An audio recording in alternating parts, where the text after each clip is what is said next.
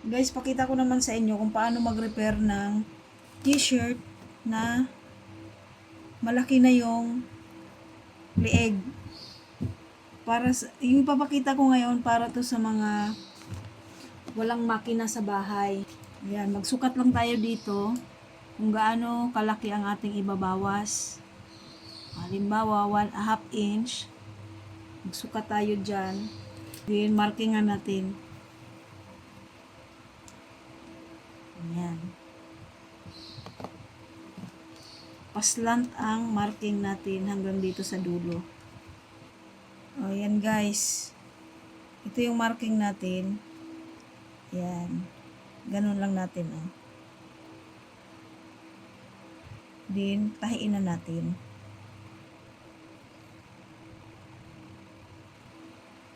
Yung may mga makina naman, pwede rin yung gawin to. Pero may maganda naman kasi kung kakalasin yung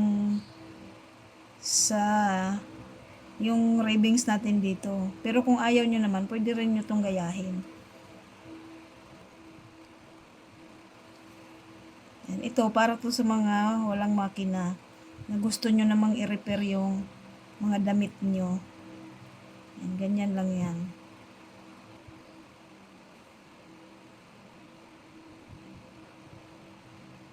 Pwede tayong mag-repair kahit wala tayong makina. I-handsaw na lang natin.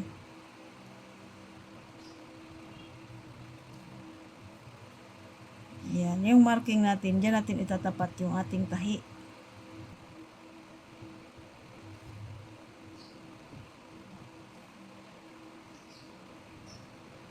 Diba? Ganda na, oh.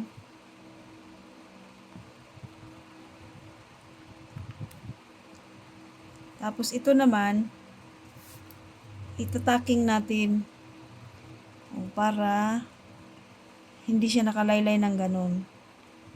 Itaking natin para maganda tingnan. Yan, ganun lang guys, oh.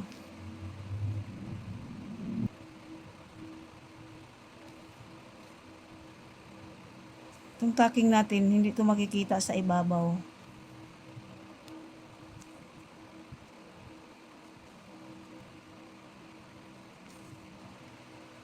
Ayan, para malinis pa rin tingnan. Ilak din natin.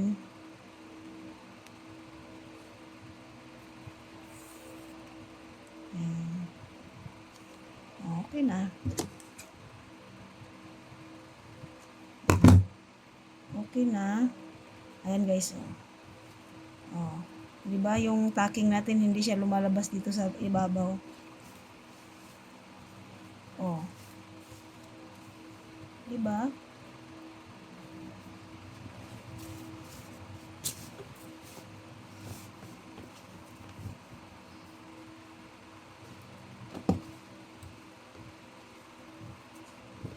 Ayan.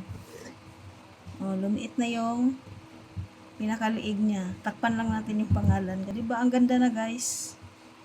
Oh, lumiit na ulit. Ganyan lang ang pag-repair.